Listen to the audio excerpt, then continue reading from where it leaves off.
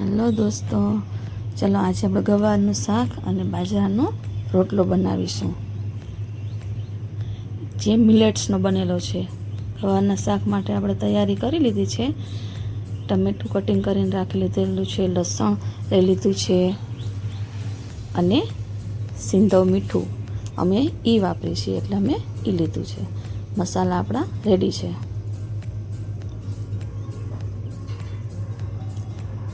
હવે ગેસ ઉપર આપણે કુકર મૂકીને એમાં તેલ ઉમેરીશું. તેલ તમારે જે રીતે ઉપયોગ કરવો હોય એ રીતે તમે કરી શકો. મારે 250 ગુવાર હતો એટલે મેં 3 ટેબલ સ્પૂન તેલ ઉમેરેલું છે.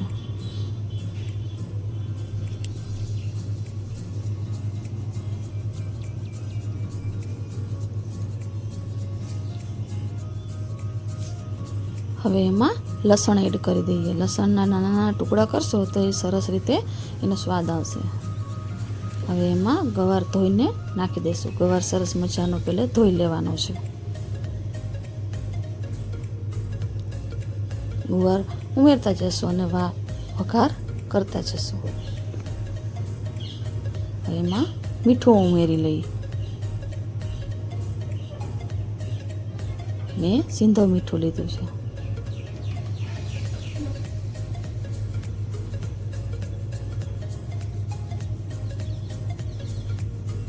હવે મીઠાને બરાબર મિક્સ કરી લઈએ, એટલે સરસ મજાનો સ્વાદ એમાં મીઠાનો આવી જાય. બરાબર મિક્સ કરી લેવાનું, એટલે તેલ પણ હોય એ ગવારમાં સરસ રીતે ભળી જાય. હવે ઢાંકણ ઢાંકીને થોડીક વાર રહેવા દઈશું. હવે આપણે લસણને ખાંડી લઈએ, એટલે કે એને ક્રશ કરી લઈએ.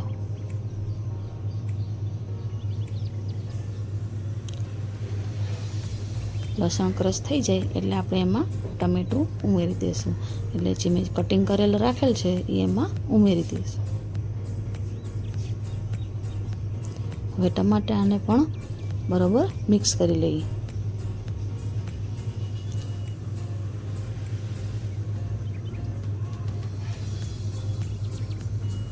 સરસ રીતે તેલ મિક્સ થઈ ગયું છે ગવારમાં. હવે આપણે ખાંડેલા લસણમાં મસાલો એડ કરીશું. એમાં મેં 3 ચમચી મરચાંની ભૂકી એડ કરેલી છે. તમે તમારા સ્વાદ પ્રમાણે જેટલું તમે તીખાશ ખાતા હો એ પ્રમાણે તમે નાખી શકો.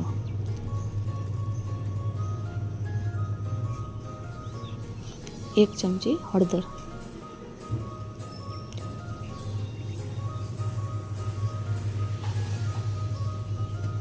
2 ચમચી ધાણા જીરું. આવી રીતે લસણની અંદર જ બધું એડ કરવાથી એકદમ સરસ ગ્રેવી પણ થશે અને તમારો મસાલો દાજશે પણ નહીં. જો ડાયરેક્ટ તમે નાખશો, જો ગેસની ફ્લેમ ફાસ્ટ હશે તો મસાલો દાજી જશે, અને આવી રીતે કરશો તો સરસ શાક બનશે. હવે એમાં થોડું પાણી એડ કરશું એટલે મસાલા બધા મિક્સ થઈ જાય.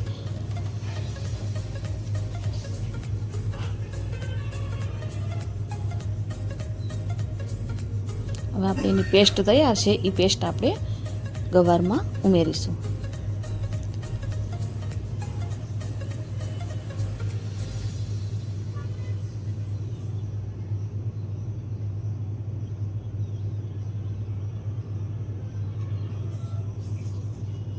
હવે આપણે એમાં થોડું પાણી ઉમેરીશું, જેથી કરીને ગવારને ચડવા માટે પાણી જે જોશે એ ભાગનું. અમારે બાજરાનો રોટલો છે એટલે અમે થોડું પાણી વધારે ઉમેરીશું. તમારે જે પ્રમાણે બનાવવું હોય એ પ્રમાણે તમે પાણી ઉમેરી શકો. જો તમારે સૂકું બનાવવું હોય તો પાણી ઓછું નાખવાનું, અને વધુ બનાવવું હોય રસાવાળું તો પાણી થોડુંક વધુ ઉમેરવાનું. અમે 1.5 ગ્લાસ ઉમેરેલું છે.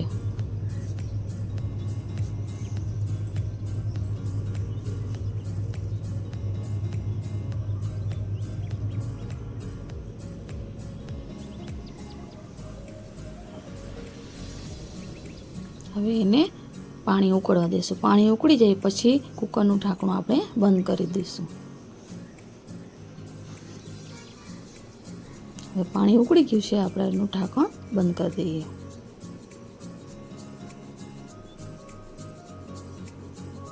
હવે 3 થી 4 વિસલ, એટલે જે પ્રમાણે આપણે ગવાર હોય એ પ્રમાણે આપણે એને સીટી લઈ લેશું. હવે આપણે મિલેટ્સનો રોટલો બનાવવા તૈયાર છીએ. આ મિલેટ્સનો લોટ છે. એમાં 3 જાતના મિલેટ છે, બાજરો, જવાર અને મકાઈ. એનો રોટલો આપણે બનાવવાનો છે. અમે તો ઘરે જ દળેલો હતો. જો તમે દળાવવો હોય તો તમે બહાર દળાવી શકો, અથવા અત્યારે હવે તો બધું તૈયાર મળે છે. એના માટે જે વસ્તુ જોઈએ એ બધી લઈ લીધી છે. આપણે જેટલા રોટલા બનાવવો હોય એ પ્રમાણે આપણે બનાવતા જઈશું. તમારા ઘરમાં જેટલા સભ્યો હોય એટલા તમે રોટલા બનાવી શકો. હવે એમાં લોટ ઉમેરીશું. પાણીની અંદર થોડું મીઠું ઉમેરેલું હતું. સરસ મજાનો લોટ આપણે બાંધી લઈશું. જો આ લોટ તમે દળાવેલો હશે તો લોટનો કલર પણ અલગ આવશે, કારણ કે મકાઈ ઉમેરેલી છે એટલે થોડોક પીળાશ પડતો હશે. અને આમાં મકાઈ, જુવાર અને બાજરો ત્રણેય વસ્તુ લીધેલી છે, એટલે એકદમ પૌષ્ટિક. એકદમ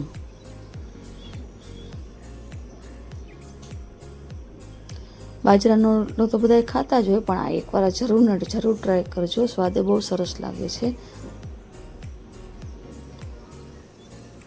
હવે આપણે લોટ બંધાઈ ગયો છે, આપણે એનો રોટલો વણી લઈએ.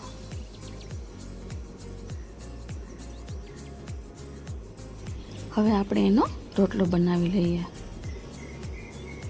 સરસ મજાનો લોટ બંધાઈ ગયો છે આપણે, એટલે એનો રોટલો બનાવી લઈશું. મિલેટ્સનો રોટલો ખાવાથી આપણને શરીરમાં તાકાત રહે છે.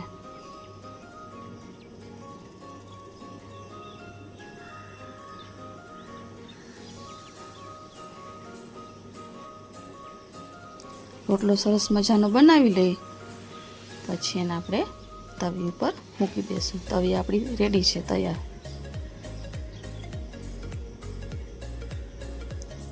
સરસ મજાનો બે બાજુ આપણે શેકી લેશું.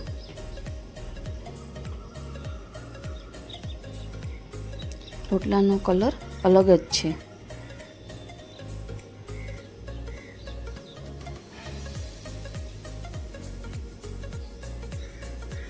બે બાજુ સરસ શેકી લઈએ એટલે ફૂલાઈ જશે.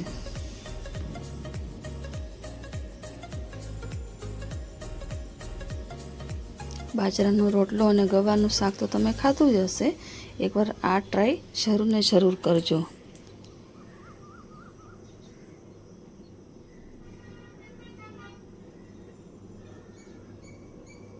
આપણો એક રોટલો બનીને તૈયાર છે. હવે તમારા ઘરમાં જેટલા સભ્યો હોય એટલા તમે રોટલા બનાવી શકો.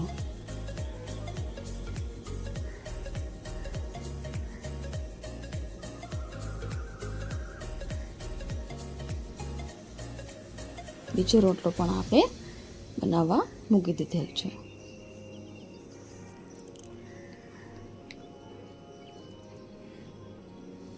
તમે જોઈ શકો છો કેવો સરસ ફૂલીને તૈયાર થઈ ગયો છે.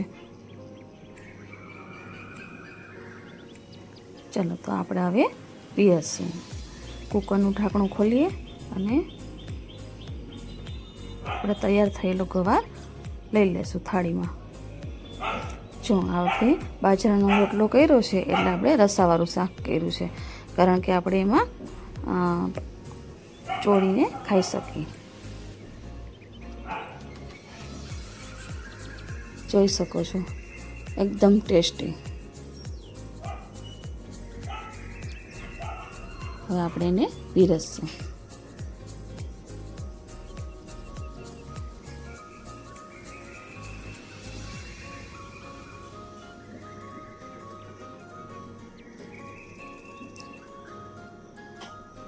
તીખાશની વધારે ઓછી તમારી રીતે તમે કરી શકો. અમારા ઘરમાં તીખું ખાય એટલે અમે તીખો બનાવેલો છે.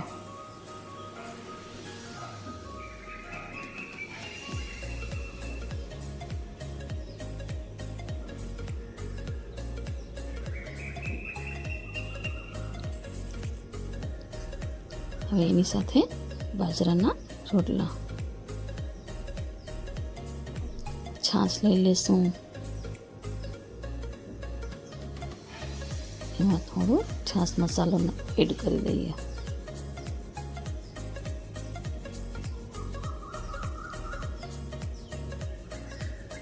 અને પાપડ, મમરા જે તમે સાથે ખાતા હો એ તમે પીરસી શકો. તો આજની રેસીપી તૈયાર છે ખાવા માટે.